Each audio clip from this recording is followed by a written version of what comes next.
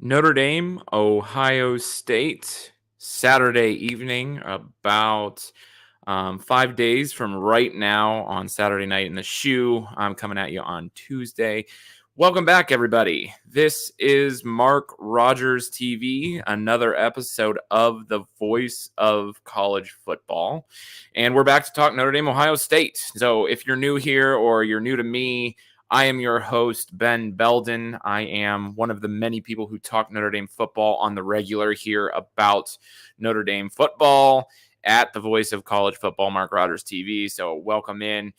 We are live today on the Notre Dame channel. We're on Mark Rogers TV's general channel, and we're on Ohio State as well. So plenty of opportunity for, all fan bases to kind of be heard as we kind of navigate through tonight, talking Notre Dame, Ohio State. I'll be reading comments that are in the comment section. I'll be talking about a couple things that I have on the top of my head about this Notre Dame, Ohio State game. Obviously, if you're an Ohio State fan here watching this stream, this is going to come from obviously a Notre Dame personality, a Notre Dame perspective. You see Notre Dame here on my shirt. I'm a Notre Dame fan, okay? So obviously this is going to have a very large Notre Dame spin on it, but obviously we welcome in the Ohio State fans here as well. So if you're new here, like I say, Ben Belden, you can follow me on Twitter at RealBBelden. That's BELDEN for the last name. As I always tell people, I welcome all kinds of input, whether you think I'm an idiot, whether you think I'm smart, whether you think I'm somewhere in between, good and bad. I welcome the input. I like the interaction. A lot of these conversations that we have here on this channel are conversations that I've brought from Twitter, seen on Twitter, and are bringing to expand upon this channel. And a lot of times whenever I have hot takes on this channel, they spill on over to Twitter as well. So Notre Dame fan or otherwise, Ohio State fan, I don't care. Follow me over at RealBBelden, and we'll continue the conversation over there up and through Saturday when Notre Dame travels to Columbus and takes on the Buckeyes. So thank you for tuning in. Again, support the show. Make sure you like, comment, share, subscribe, do all of those things. Again, doesn't matter a fan of what team, the Mark Rogers TV puts on some of the best college football content out there. So make sure that you're supporting. If you feel so inclined to make a donation, those links are in the description for you to be able to do that. And again, like I say, we thank you for tuning in. I've kind of rambled on here for the first couple of minutes as we kind of allow people to come in here and really get the conversation going. So again, we thank you for joining. Let's talk some football. Okay. Already, I've glanced at the chat, and I'll be honest with you, I try to keep from glancing at the chat too much while I speak, because frankly it distracts me. But already there's people talking about the spread in the chat. Okay. And so really what I'm going to talk about, I'm going to get to the spread here in a hot second. Normally the spread is not something that I talk about. I'm not a betting guy, really. Not well versed in the betting world. Let's just put it that way.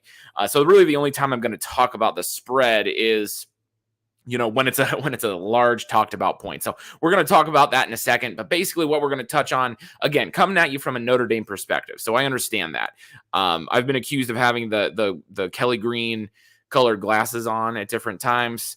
I'd like to think that I'm a Notre Dame optimist, but a realist at the same time.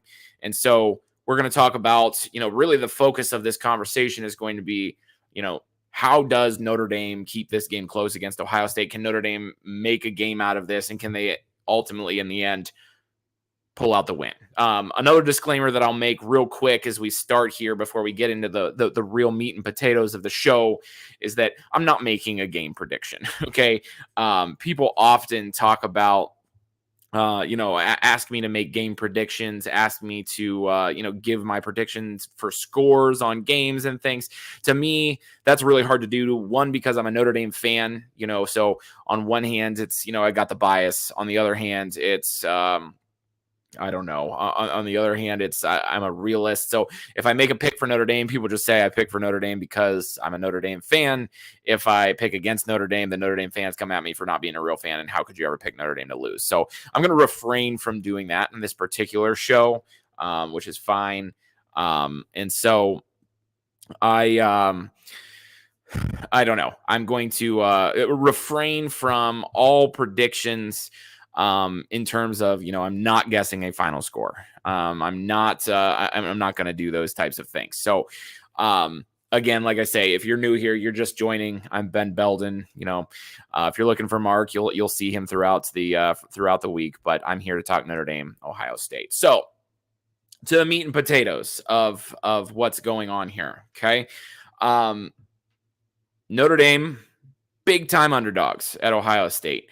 When this line first opened, and I don't know when that was, months ago, I believe it started around 10 and a half points. And really in the past 3, 4, 5, whatever it is, weeks, that line has ballooned to what I believe to be 17 and a half points per, in favor of the Buckeyes, which to me, to be honest with you, again, I don't need to get into talking about the spread a whole awful lot. Obviously, my feelings are that spread is too high. I mean, again, I mentioned I'm not a betting guy. I don't normally even know what the spread to a game is, unless, like I say, it's been a major talking point, and by golly, has it been a major talking point. Here's what I'll say about this particular spread. I don't know that the people who are making these decisions on the spread are necessarily saying that this is a game that Ohio State runs away with, a game that, is going to be a blowout from start to finish. Because if you really think of, how football works and how Notre Dame has played on some of these big stages in the past, and that's a big part of this, by the way, is how Notre Dame has performed on the big stage, which oftentimes hasn't been particularly lovely. Okay, I'll acknowledge that. This game could be a 7-point game, 8-point game going into the fourth quarter type of a situation. And out of desperation, there's a turnover, a pick six, something at the end where Ohio State balloons the lead. The lead goes from 7 points to 14 points. And, and then Notre Dame is in desperation mode, turns it over again. Ohio State tacks on a field goal, a cheap touchdown, whatever the heck it is. And all of a sudden, a game that was very close for 3.5 quarters is not close in the final score. So I think it's important. I know Notre Dame is the people around Notre Dame are playing the card that, this is major disrespect. This is, how could it be 17 and a half points? I mean, Notre Dame is not a high school team going up against Ohio State. I had the argument that made the point this week to a couple of Ohio State fans that there are a very high number of Notre Dame players that are in their starting lineup that had Ohio State offers and chose to go to Notre Dame. There are some guys that, maybe didn't have an Ohio State offer, but had offers from Alabama, Oregon. I mean, Tyler Buckner is the quarterback, had big time offers from big time schools. And prior to COVID was essentially a 5-star recruit at quarterback, and didn't get to play a whole awful lot in high school because of COVID, because of different reasons, and kind of dropped off, and some of his notoriety dropped off. Still coming out of high school was a similarly rated recruit to Ohio State CJ Stroud. I mean, so yes, Tyler Buckner is going to have some difficulties on Saturday night. He's starting his first major college football game. Really, it's his team. The reins are his at this point. Those points hold. I understand that. Still, all of these things, Ohio State's offense, Notre Dame's inexperienced quarterback, inexperienced head coach, those things, in my opinion, would be a good talking point, a good reason for Ohio State to be 17.5 point favorites if Notre Dame was in disarray. If the shape of Notre Dame's football program wasn't as good as it is.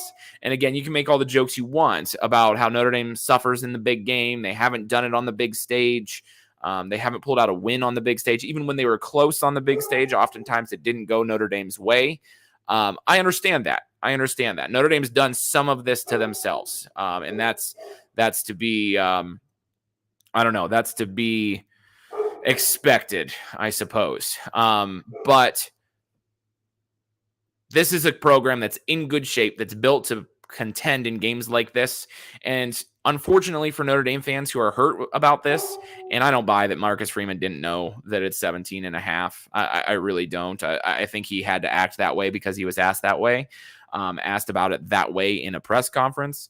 You know, this is going to be a good football game at some point. Again, like I say, I could very well see this game being the type of game where it's close for 2.5, 3.5 quarters, and one team makes a couple plays down the stretch, and then it doesn't look even as close as it did. I mean, that happens all the time in college football. Again, Notre Dame, if they want to avoid this narrative that they're outmatched in the big games, they just got to do it on the big stage. What better way to do it in week one, in my opinion? So I don't know. Again, Notre Dame's got to get the monkey off their back, and I'd be interested, as we kind of talk here, Notre Dame fans, Ohio State fans in the comments, if this ends up being a close game, and let's just say Notre Dame covers and maybe more than covers and loses this game by 6 points or 4 points or something like that, I'd be interested to hear how Notre Dame fans would feel about it, and if Ohio State fans would give Notre Dame any credit for that. If you've got comments about that, by all means, leave them. And I'm going to get to some comments here in a second. I know that they've kind of been going on in the comment section. There's been some conversations, I guess I should say. So again, I try to not read those comments too often until I'm ready, because I just get distracted, which is what just happened just now. So 17.5 point dogs for Notre Dame. I'm going to take Notre Dame to at least cover in this one. I mean, I feel pretty confident in that. Otherwise, it's going to be a crapshoot of a game. So if you're a Notre Dame fan, kind of the big news of the day is that Notre Dame finally released, I shouldn't say finally, Notre Dame released their depth chart. Couple of interesting, notable things on the depth chart, at least from my perspective. The number one thing that as soon as I looked at Notre Dame's depth chart, and again, if you just go over to social media, you'll find it. The Irish did not list Tobias Merriweather as a receiver on the 2 deep on the depth chart. At one receiver, they've got Lorenzo Styles, a sophomore, a true sophomore that is from the Columbus area, Pickerington, and is going to, be basically Notre Dame's number one guy, I think, for the most part. They listed Jaden Thomas, who's a true freshman. Incorrect. Who's a sophomore, as a guy that is going to start. It'll be interesting to see if he's in the slot or if he's outside a little bit more. Notre Dame doesn't specify that on their depth chart necessarily, along with Braden Lindsey, with guys like Joe Wilkins, with guys like Matt Salerno, with guys like Deion Colsey right behind them. Deion Colsey and Joe Wilkins have some injury things that they're going to have to. We're going to see how well they can play on the big stage against Ohio State. Both have been banged up through fall camp, but listed on the 2 deep, which is why, honestly, I think that true freshman Tobias Merriweather not being there is kind of a big deal. It's interesting that a guy that has made flashes, at least if you listen to the top guys that cover Notre Dame, isn't listed even on the 2 deep. Now, that said, the 2 deep is only that. It's just a 2 deep. And, you could have gone ahead and you could have said, maybe Tobias Merriweather is kind of right in that spot where Deion Colsey is. And since Colsey is a sophomore, he got the nod there. And, I've heard some people saying that at the end of the day, it'll be interesting. They doubt that Tobias Merriweather gets fewer snaps than Deion Colsey, which is an interesting take on the situation. Another interesting thing for Notre Dame is the tight end position. They list Michael Mayer as the starter. That's a given. I mean, guy's been starting since he was a true freshman and is one of the top tight ends in the country, if not the best tight end in the country. Junior Kevin Bauman, who is a guy that has flashed at different times. Haven't heard a ton about him this year in camp. good or bad, to be honest with you, is listed as the second string guy, with Davis Sherwood as the guy that kind of brings up the, ends that is the third guy listed there, which is interesting to me because Eli Raridan, freshman, and Holden Stays, a freshman, are two guys that we've heard a lot of big things about in camp, and in terms of how far along they are as true freshmen in their ability to make plays. And given Notre Dame's receiving deficiencies, I guess you could say, or a lack of depth in the receiving room, it's interesting to see that those guys, neither of those two freshmen are listed there. Now, here's what I'll say, I guess, about the Notre Dame offensive depth chart, I guess, is that, I guess they list this depth chart, but situationally, this depth chart doesn't necessarily tell a whole awful lot about, what that means for when Notre Dame gets in situational football, like the red zone, I guess you could kind of say, or, in passing downs. I would certainly expect to see Eli Raridan or Holden Stays in there before I'd ever see Davis Sherwood, for instance, maybe even Kevin Bauman. Okay. Especially if you're going to move Michael Mayer out to the slot and put another kind of more real tight end in there for blocking purposes, for a release valve or whatever. And you want Michael Mayer to get out in passing patterns. You would think that in certain instances, you'd see some of those younger guys at that particular position, but I don't know. We'll see. Lastly, interesting of note, before I get on to talking about Notre Dame and Ohio State specifically, what I expect to see on the field here in a second on the offensive side of the football is the fact that Jarrett Patterson, who has been kind of had a nagging foot injury for the last week and a half at Notre Dame camp, has really been shut down pretty much until the game starts. Graduate student, senior, tons of experience, moved from center to left guard. He's been nicked up, obviously, listed as the starting left guard, but behind him is Rocco Spindler, who is, for eligibility purposes, a freshman, a sophomore that didn't really get in much last year. He's listed at the backup for left guard, which begs the question, if Jarrett Patterson is unable to go or tries to give it a go and, it doesn't work out for him, is Rocco Spindler the replacement there, or is the actual replacement the person who's listed at the backup right guard position, number 73, Andrew Kristofic, who played game at the end of last year and looked, halfway decent as a guard, as the left guard last year, as, Quinn Madden, graduate student, was handling that right guard spot. So I have a feeling that there's a chance that Kristofic is actually the backup at both positions, and that Rocco Spindler is kind of behind him, maybe at both positions, as well as maybe more like the third stringer, but they listed him as second string at the left guard position. Otherwise, I think that not a lot of surprises from the defensive side. The defense has been pretty well set in stone for the most part.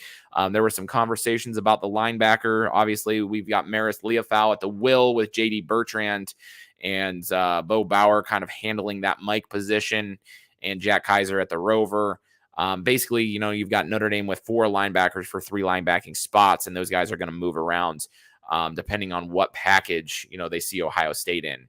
But otherwise, Cam Hart starting at the corner with Clarence Lewis, Tariq Bracy kind of in the slot area, with DJ Brown at safety, with Brandon Joseph, Ramon Henderson in company at the safety positions.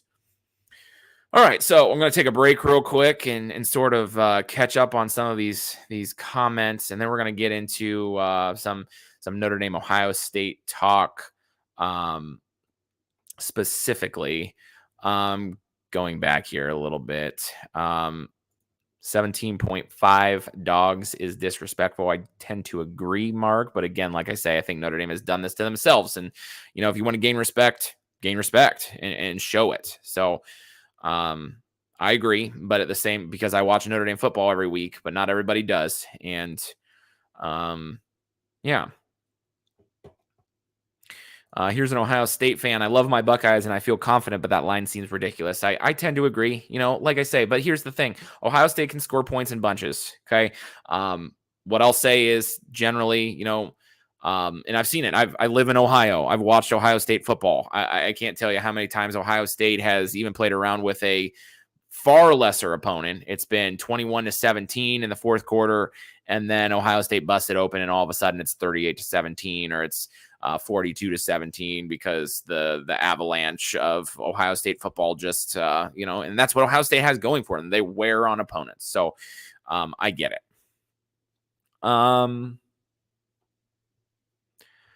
Here's another one. You don't understand gambling. The bookie is betting the game will be closer and scalp over anxious fans. I would take the under. Interesting. Okay, fair enough. Ferris says, if you don't have the defense to slow Ohio State down, probably going to see around 50 points in offense. Certainly, I'll say this about Notre Dame's defense, and this is something I was going to talk about here in a little bit anyway.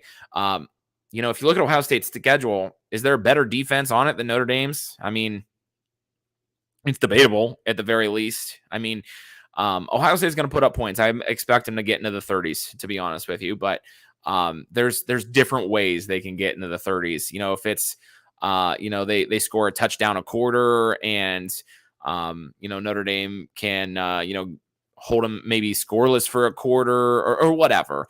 I think Ohio State makes it into the 30s. It's just, does the ballooning from 21 to 31 come in, a possession, 2 possessions, or does it come, over the course of, 13 or 14 minutes over the last quarter? I don't know. Got a wisecrack here. Yeah, that line is disrespectful to Ohio State. Okay.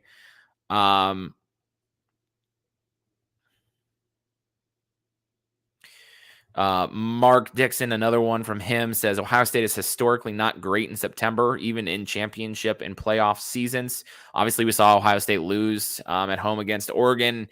We've seen them in the Urban Meyer in the Urban Meyer era, lose to Virginia Tech as well.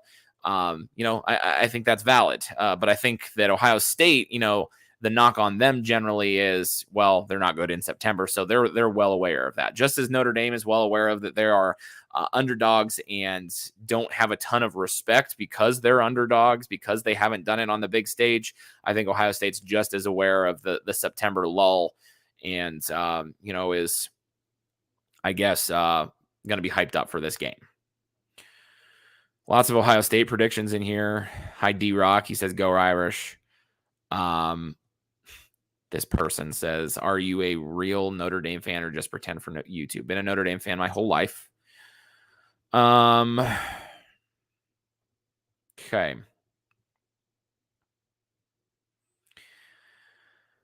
All right. D-Rock says, play Ohio State early, ripe for the picking. Better now than later. I tend to agree. If you're searching for ways to pick a Notre Dame upset, it's definitely that, Notre Dame gets them early in the year. Ohio State generally has gotten better as they've gone on. And so, I think this game being week 1 probably plays to Notre Dame's advantage, because even though there's been turnover with Notre Dame, I think that, if you asked a lot of Notre Dame fans and people who have watched Notre Dame football, that this is one of the more aggressive and upbeat camps that they've had, excuse me.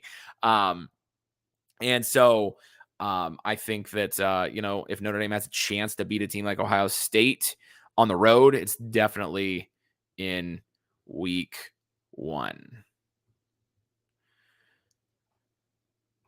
All right.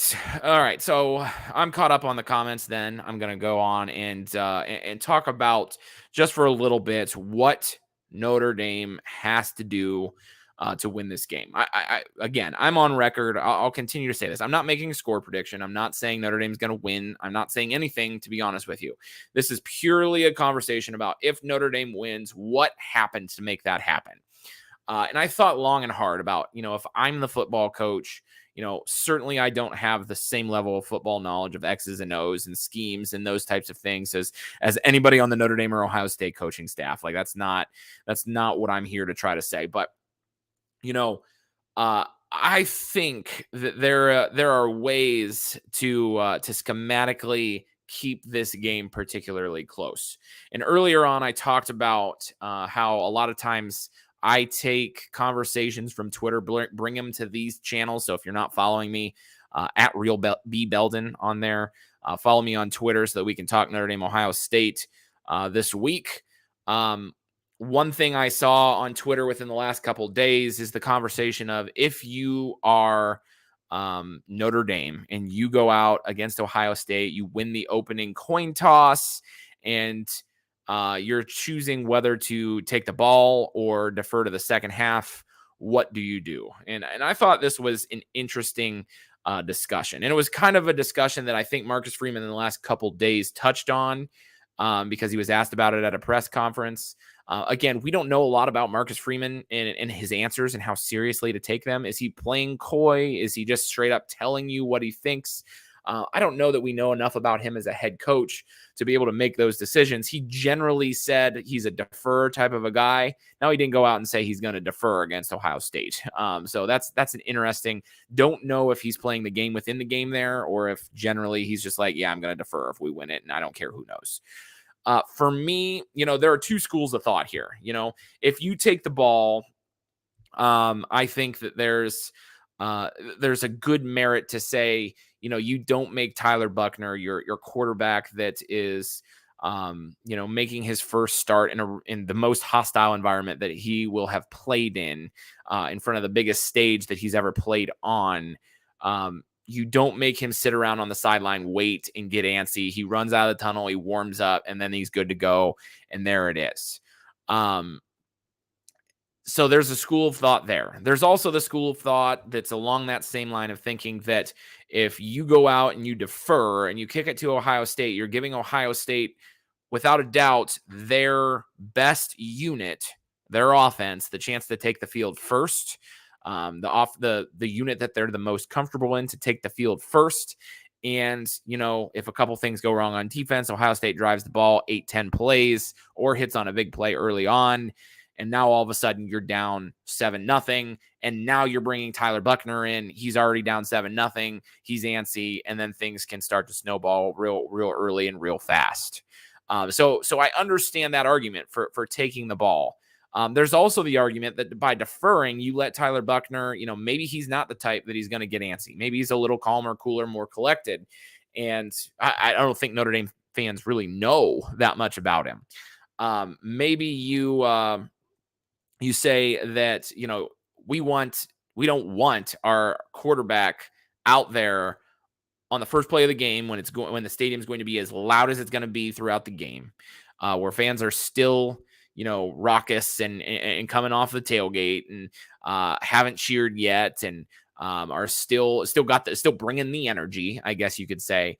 And so you want to sit him down for a little bit, let him warm up, let him go back to the sideline, get on the phone with Tommy Rees to calm him down, whatever the situation is, go over that game plan one last time and allow Notre Dame's defense, which is its strongest. I don't think there's any argument that it's strongest unit to go out there, maybe make a big play, maybe force a punt. You get the picture. Okay. And if indeed, the first half doesn't go great for Notre Dame, if you defer and, say you're down 14 points in the second quarter and you've got the ball with 3 minutes left and you can engineer a drive to get within 7 going into halftime, knowing you're getting the ball coming out of halftime, I think you take that too. I mean, there's the 2-for-1 aspect that perhaps would allow Notre Dame, if, like I say, if they're a little shell shocked, they get behind a little bit, having the opportunity to maybe get the ball right before halftime, score, and then get the ball back first going into the second half. There's an argument for that as well. I think I'm a defer guy in this instance. Like I say, I laid out that argument, but here's what I'll say. I don't know Tyler Buchner. I don't know Notre Dame's offense as people. I don't know the personalities, and Marcus Freeman and his staff certainly know that a lot better than us. We don't know how Tyler Buchner is going to react. Maybe to a certain extent, they don't know how he's going to react either. So I don't know. I would look for Notre Dame to defer. Like I say, Marcus Freeman essentially said, I'm a defer type of a guy. But again, he could have been saying that and then in the next sentence, that he didn't actually say, could be thinking, but Ohio State's kind of a different animal. And so it'll be interesting to see how Notre Dame goes, whether they're going for the aggressive approach, whether they're just, if they're going to play a little bit more conservative. Interesting to see what Notre Dame will do. And I think really what we see after that coin toss is going to be indicative of Notre Dame's game plan for the rest of the game. So I'm sort of excited to see that.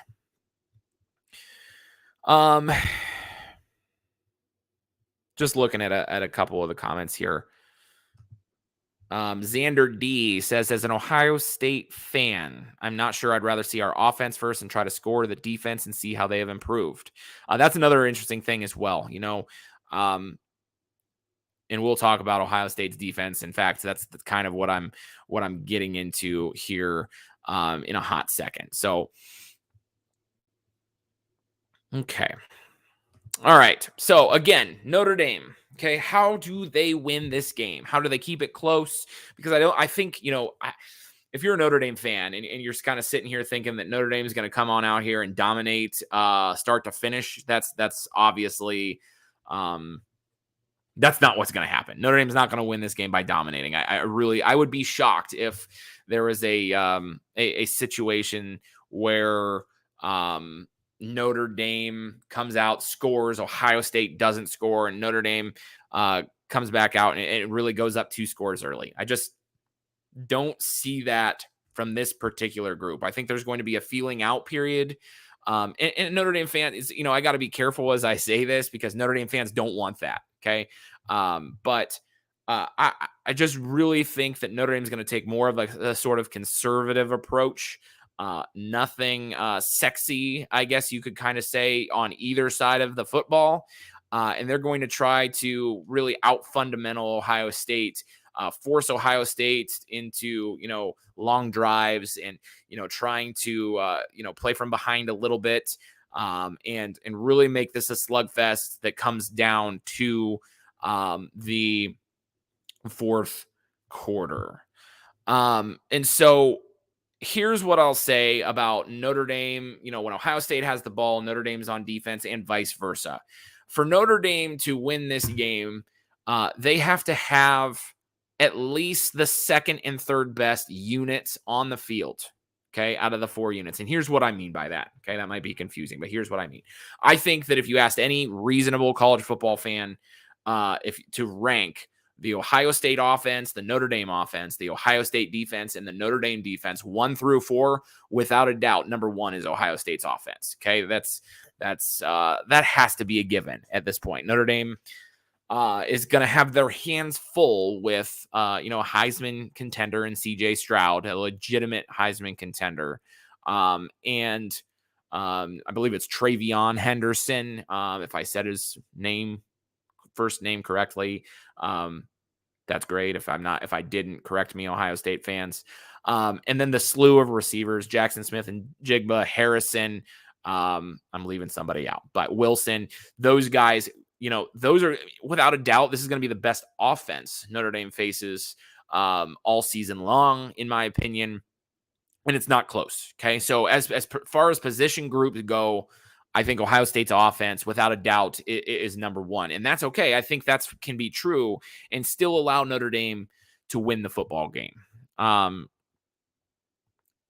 That said, okay, Ohio State can't have the best 2 position groups. Okay. Notre Dame's defense has to be the next best position group, in my opinion, because you have to match what Ohio State does. And I think, there was a question in the comments just a little bit ago that basically begged the question of how in the world does Notre Dame's defensive backs, cornerbacks, safeties match up with Ohio State's receiving core and quarterback play. The answer, in my opinion, that I would give to that is simply that they don't on their own. Okay. This is not necessarily the way I look at it, Ohio State's passing game versus Notre Dame's defensive backs. It's not CJ Stroud and those list of receivers against, those defensive backs that we've named, Houston Griffith, DJ Brown, Brandon Joseph, Cam Hart. I don't think that it's not a one-on-one battle. Okay. Notre Dame has to be good in situational, sticking to your job football. If Notre Dame stops the run, they get Ohio State into 3rd and 4, 3rd and 5, 3rd and 6. And they disguise some coverages. They get Isaiah Foskey being able to just fire off the ball and pin his ears back with, maybe Riley Mills if he's playing the other defensive end position at that point. If it's, Justin Adamaloa off the edge, it'll be interesting, an underrated portion of this game, an underrated thing that I mean, that Notre Dame fans want to see, that I think that not a lot of people outside of Notre Dame circles are talking about, is what does Notre Dame do in sub packages? How do they get pressure on CJ Stroud? Well, first of all, the only way they get after CJ Stroud, in my opinion, is you got to get him into passing downs. Okay. And Marcus Freeman said it. It was either today or yesterday.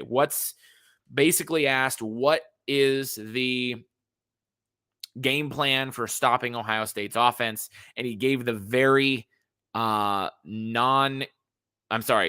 non-sexy answer, the cliche answer: you got to stop the run. Okay. And I think that's absolutely spot on, because you can't stop the run without stopping the pass.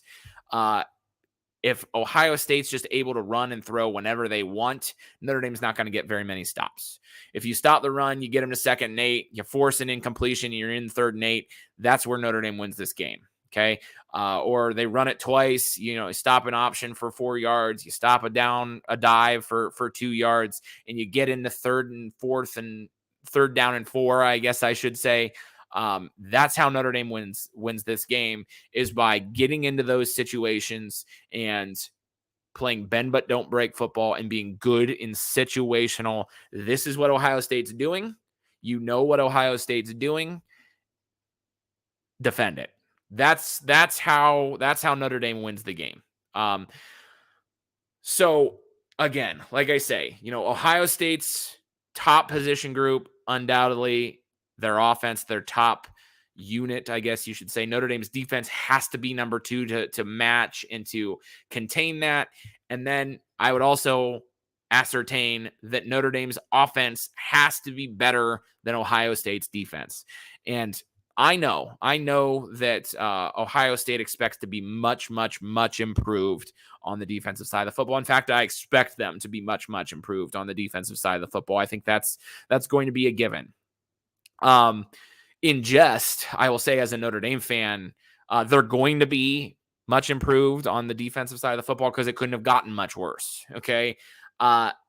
So, and like I say, I make that comment somewhat facetiously, but at the same time, Ohio State is going to be improved there. However, and even as I have kind of glanced at the comments at different times throughout this show, talking about Ohio State and their triple threat in their offense with the read option, the ability to get you in space, the ability to use their speed to, go a little bit up tempo and get you on your heels. And then it's option, it's pick up 4, it's pick up 6, it's pick up 8, and then it's a 30-yarder for a touchdown. I get that.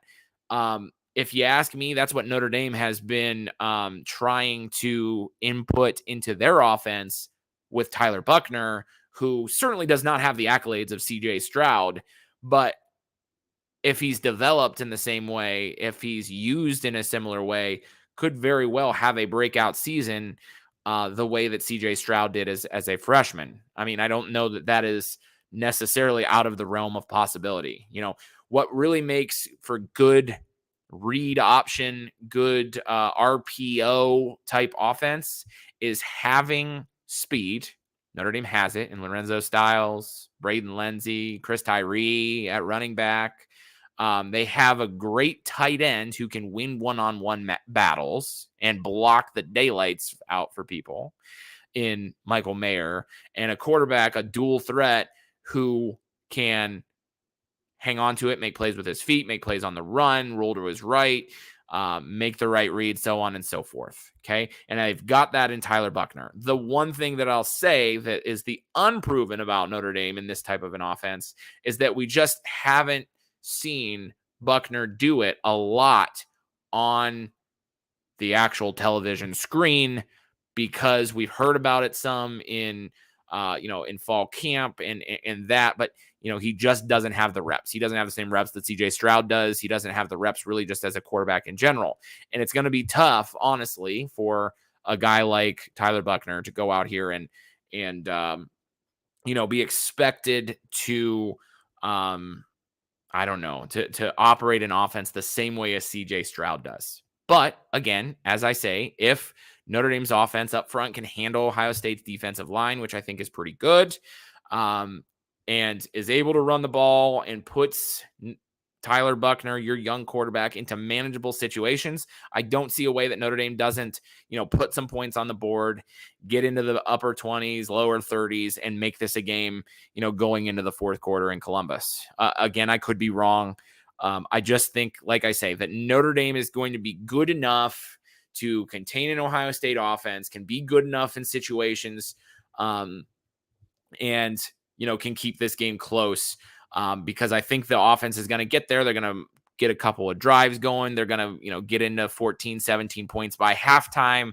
And like I say, I don't expect this to be a dominate from start to finish, but if Notre Dame can manage the game, get into situations that the percentages are, swayed more in their direction so that they can, get CJ Stroud into passing downs, pin their ears back, get after them, contain the quarterback scramble and all that. That's the recipe for how you win. So I know, real generic kind of a way to put it there, but I just don't think that there's one particular way to win this game that you can just go out and say, here's what it is. Here's what you do. It's going to be a conservative approach, maybe a shorten the game, get a couple, keep Ohio State's possessions under 12 or so by running some clock on offense, by using your own read option to move the chains. I think that's the recipe for how Notre Dame does it, and again, I mentioned situational football. I think Notre Dame has placed a big emphasis on red zone offense and defense in this camp. Ohio State's going to move the ball. They're going to rack up a lot of yards. Okay. And Notre Dame's kind of going to have to be okay with that. What they have to do is, when Ohio State is at the 20, 25 yard line on in, understand, well, now I don't have that over the top pass to worry about. Now I can be a little bit more aggressive. I can jump a route. I can knock a pass away. I can make a good football play. And I think that's what they're going to look to try to do, force Ohio State into threes and not sevens, and, make the most of their opportunities on the other end when they get to the red zone. Again, if you're going to play the track meet, if you're going to play the whoever has the most big plays wins, if you're going to play the live and die by the deep ball or the chunk play, not a recipe for beating Ohio State. That's for sure. There's a school of thought, I don't know that anyone in Division I actually does that, but bad defensive teams, are more apt to go for it on every time on fourth down, because even if you turn it over in your own territory, at least you have a short field to defend, and now you don't have to defend against a 60-yard bomb. I don't expect Notre Dame to go to that extreme by any means. However, I think that will be their attitude, that, maybe on a 4th and inches at your own 45, you think about going for that, because even if you don't get it, you play a little bit of contain. Ohio State moves it into field goal position. Now you're defending a shorter field, more guys, fewer yards to defend. And that's how you force them into 3 and you move on with life. I think that's generally Notre Dame's thought process there. Finally, obviously I didn't talk about special teams. Special teams will be an X factor, certainly in this game, as it always is. I don't know that I feel great about Notre Dame kicking field goals. I don't know that I feel bad about Notre Dame kicking field goals. This is going to be one of those things that, like, we're going to see. We're going to put the plane together as we fly it, so to speak. So we'll sort of see. Certainly, there's a really good possibility that this game comes down to a kick, or that this game comes down to um, a field position battle where Notre Dame is up 3 late, can't convert a first down, and your punt team has to go pin Ohio State back so that they don't have the time to just move the ball and go and score and win the game. There's in big games like this, oftentimes that's a thing. That will be the X factor for sure. But I don't expect, I'm not going to sit here and say that Notre Dame has to recover an onside kick or block a punt or block a field goal. But certainly those things help, as people are kind of saying in the comments as well.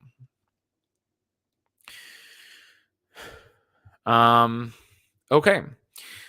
So, that's really it for me, to be honest with you.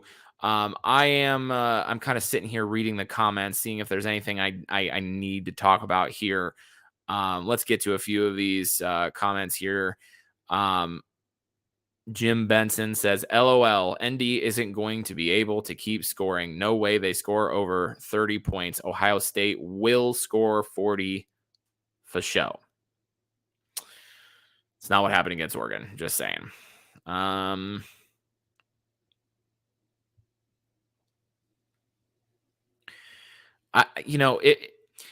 certainly understand the optimism for Notre Dame, or for Ohio State fans, to think that their defense is going to be a lot better. Is the personnel tons and tons better? I don't know. I think when Ohio State fans say things like that, I think they underestimate just how good Tyler Buchner, Michael Mayer could be. I'm not saying that it's not possible that Notre Dame comes out and lays a complete egg and can't do anything. The moment's too big for them. I would say that their culture generally would take care of the laying a complete egg at this point. There's been a lot of talk in Notre Dame circles as of late that, as Brian Kelly has transitioned out of here, how, as happy as Notre Dame fans were and are to have seen Brian Kelly go out the door, because now you get a fresh body, a fresh face in there. Brian Kelly did, after all, put Notre Dame in a position where their floor is now 10 wins.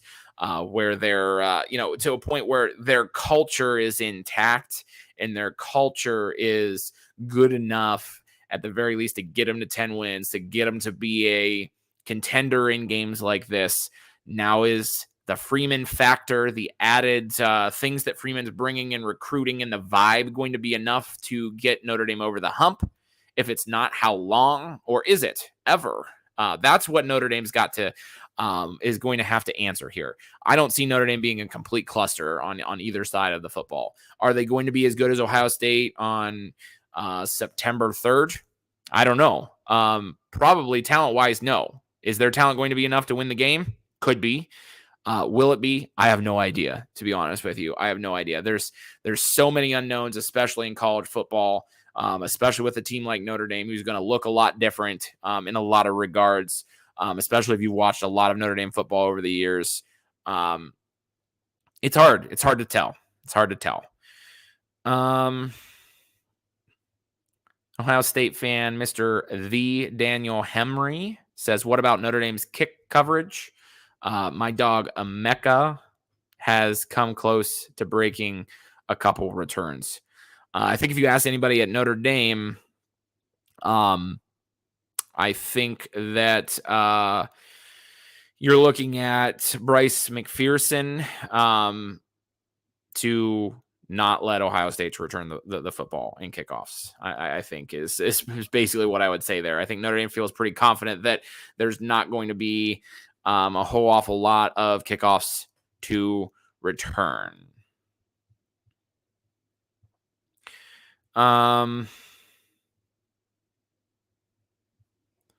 Question here says, should Notre Dame go for the first down and pass on field goals? That's an interesting question, and it's an interesting. It depends.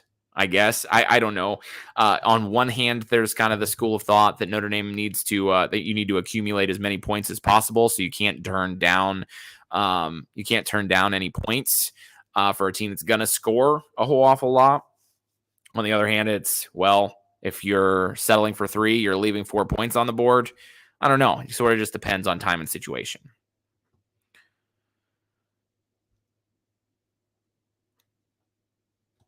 Will Notre Dame be compared to LSU all year? I think that's kind of a given, unfortunately. Mark, thanks for tuning in, by the way. This is about the 3rd or 4th time I think I've brought up one of your comments. Do you think Brian Kelly held Tommy Rees back at all in play calling and committing to a quarterback last season? I think yes and no. I think if you were Tommy Rees, you probably wanted Tyler Buchner, to be honest with you. If you're thinking about the longevity of you as an offensive coordinator and what you're doing down the road. I don't know. I think that there's the truth is somewhere in the middle. Notre Dame fans think that certainly that Tyler Buchner, that Tommy Rees was held back in his play calling, that Brian Kelly was constantly saying, hey, like, no, you're not allowed to call that. Here's what you're going to call, so on and so forth. I think there was a little truth to that, but at the end of the day, I mean, did Tommy Rees come up with the offensive game plan? Yes. Did he come to Brian? Is it his job to come to Brian Kelly? Here's what I want to do. And yes, so I don't know. I think really more of what happened was Notre Dame committed to Jack Cohn. They made promises to Jack Cohn, brought him in as a graduate transfer, and they honored that. And tried to get Tyler Buchner ready for this. So I don't completely buy that Tommy Rees was completely hamstrung by Brian Kelly, but I also don't think that you saw everything out of Notre Dame either, regardless of which extreme you're talking about here. This must be an Ohio State fan. David Wood, appreciate the question here. He says, what about the specific running backs and their styles playing for Notre Dame?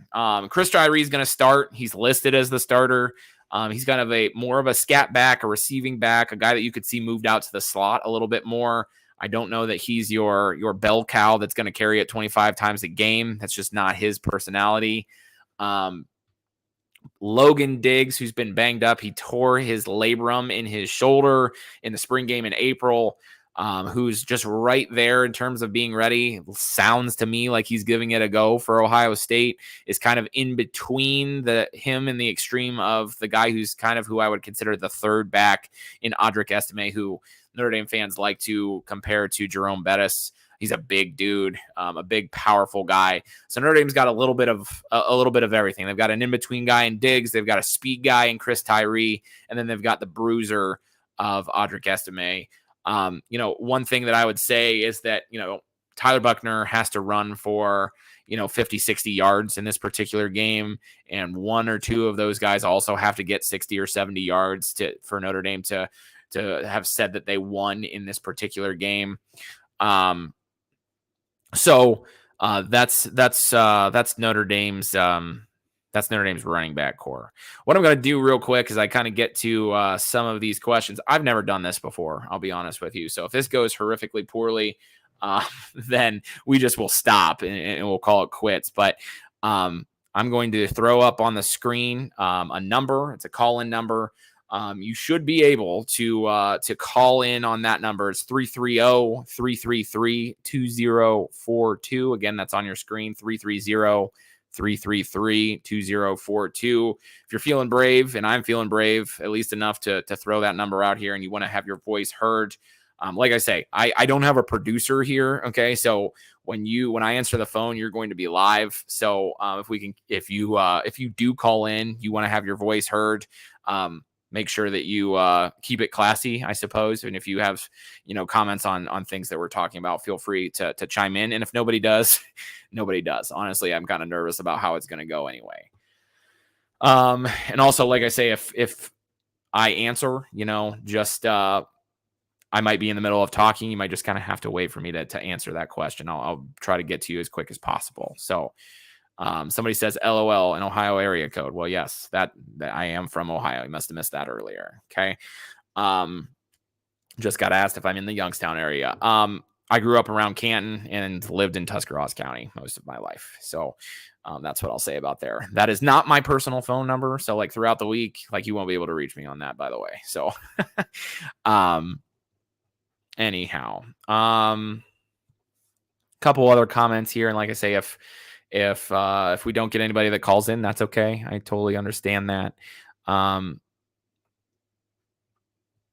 I like this question from the Daniel Hemry. He asks, Notre Dame pass protection. Did you talk about that yet? I didn't, to be honest with you.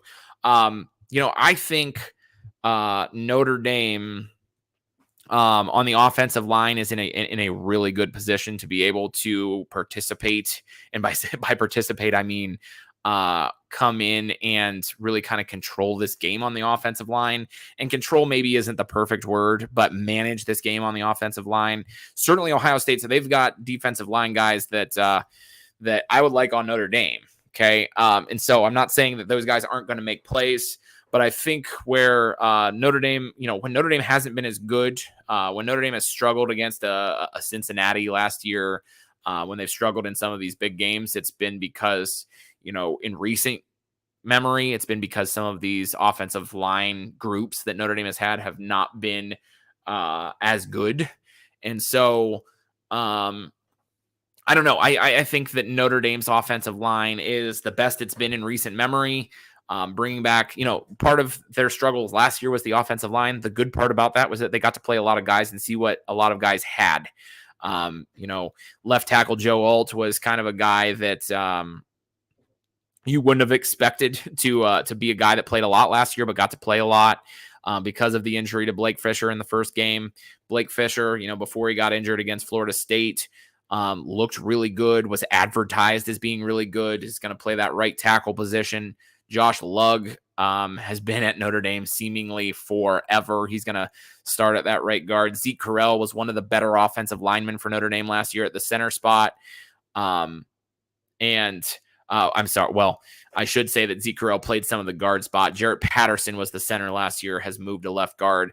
There was talk about Jarrett Patterson, had he come out, would have been a first or second round draft pick, moving to left guard to maybe maximize his potential there. As far as the NFL is concerned. So if Patterson plays, I feel really good. Now, Patterson's been banged up through camp.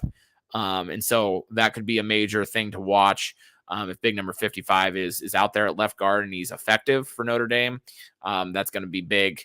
If you have to play somebody else, it's not the end of the world necessarily, because I think Notre Dame recruits the offensive line and has offensive line depth that's really good. But certainly your best offensive lineman, Jarrett Patterson, not being at 100% doesn't help the situation. Do you think Marcus Freeman is the kind of coach who will make excuses if Notre Dame takes an L? I think he will. I don't know. We will see who Marcus Freeman is. I don't think he made any excuses about the loss in the bowl game. And I wouldn't even contend that was very much his fault. I don't know. Question about Al Washington. Is Al Washington thought of a great coach due to recent recruiting because he kind of sucked at Ohio State, according to It's Just Me, Tim 79. I think that has a lot to do with it, the recruiting, to be honest. Again, Ohio State fans, correct me if I'm wrong. Al Washington was coaching the linebackers last year, and I know linebackers were a big bone of contentment when talking about Ohio State's defense and how good it could and should have been and wasn't necessarily. He's coaching defensive line at Notre Dame, and I think he's has a better home there, to be honest with you. So that sort of remains to be seen. So far, nothing but good things, in my opinion, from Al Washington.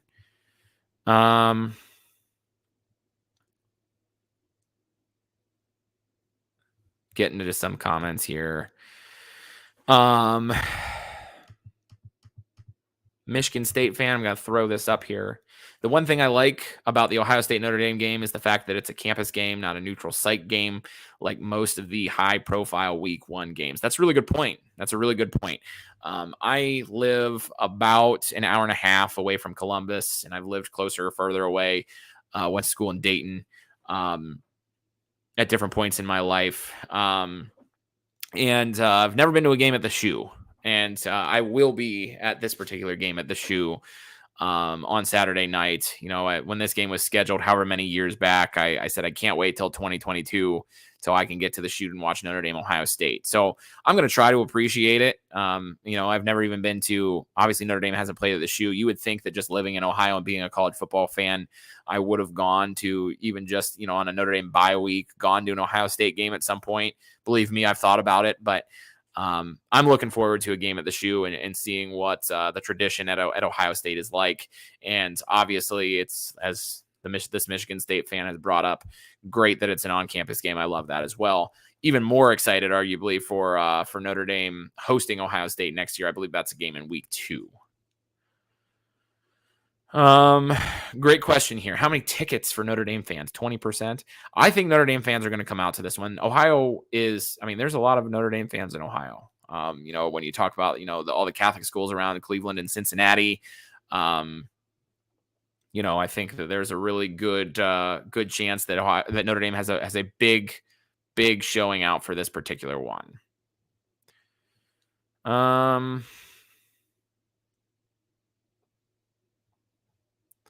I'm trying to catch up on a couple of these conversations. One thing I don't hear much is that both teams are breaking in new defensive coordinators. Unfortunately, Notre Dame is also breaking in a new QB, new head coach, and a lot of new staff members. I buy that. I also buy the fact that, Marcus Freeman came in, put in his defense. For lots of intents and purposes, I think that Marcus Freeman is still sort of the defensive coordinator because he's just a defensive guy. Now, that doesn't mean that Al Golden, hasn't done his things, that use his terminology, so on and so forth. Al Golden's done this for a long time. I just think that I wouldn't make a big deal about, Ohio State's defensive coordinator either. I don't think that new coaches in this particular instance for either team is as much of an impact as I think some people are making it. These guys have coached a lot of football. Certainly there is the factor that Marcus Freeman, has never been a head coach before, never been the guy on the headset to make the call of I'm going for it on 4th and 1, or, we got the ball back with 5.5 minutes. Are we going into kind of a stall offense to try to score right before halftime with a few seconds left? Am I just running my regular, situational football? Marcus Freeman hasn't had to coach through those situations as much as, Ryan Day has. Let's just say that. However, again, Al Golden is a former head coach, has coached through a lot of situations. And what I know about Marcus Freeman is that he's not dumb and that he's going to really prepare heavily and have an idea, have no stone unturned in terms of what he's doing in terms of, this football game. Gary, I appreciate this comment. He says, I like the video, listening and learning during the show. I appreciate that very much. Brian Myers, he says, make sure you hit the skull session.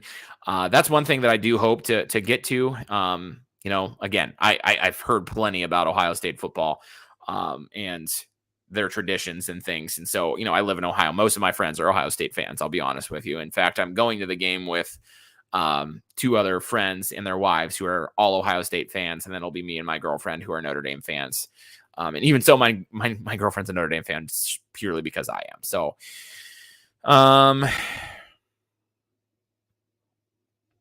David Wood, I think at this point we've got a lot of Ohio State fans asking about Notre Dame, which is fine, which is good. Says, what's up with Notre Dame losing recruits?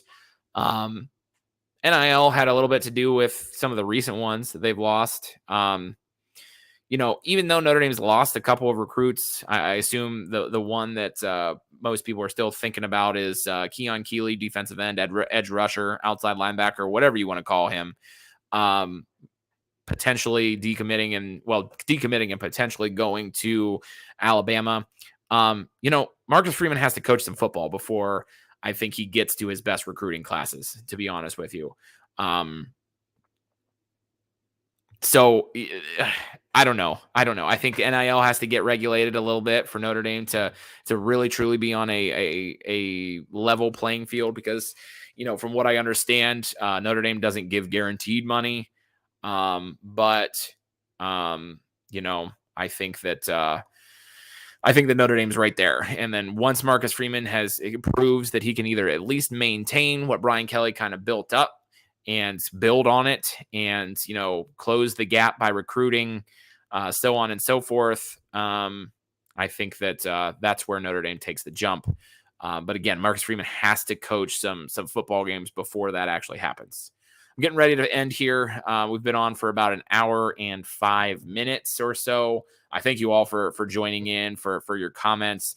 If you're out there and you see the call-in number and you still want to get a chance to call in, feel free. I'm going to be on as I kind of wrap the show here for a second. So if you have any last second thoughts, I'm certainly willing to take your calls for a few minutes. Again, like I say, I certainly didn't get to every comment, but I appreciate all of them. Even the trolling ones like this one. Thoughts on rumors of Notre Dame being the most overrated team in the college football top 25. Yikes. I'm not even going to address that, but I just wanted to bring I say that I appreciate you. Again, I don't know what the rest of the week will hold for me in terms of shows. I've got some things to get going. I am, like I say, going to be at the game. So I'm kind of, making the trip to Columbus, staying a couple nights in Columbus. And so, I'm preparing for that. But again, like I say, I really appreciate all the comments. I really appreciate all of you guys. I hope to get back on here at least one more time before the game. Maybe just purely make it a answer comments and a call-in show. Again, that call-in number is there. It'll be the same next time. So if you enjoyed your content, I enjoyed mixing it up with Notre Dame fans and Ohio State fans and fans of other teams. So this was fun. So let's do it again. Again, like I say, my information is on the screen. Again, this is your host, Ben Belden, at Real B Belden, Belden on the last name. Follow me on Twitter. You'll know when we go live. I'll post that link. Make sure that you're liking, subscribing, commenting, doing all of that, turning on the notifications so that when we are about to go live, you get a notification about it and you can hop on and join us. That's what makes this fun. I know for sure that the next time, one of the next times that you'll see me will be Sunday after the game. Potentially we get on here and we talk about what happened.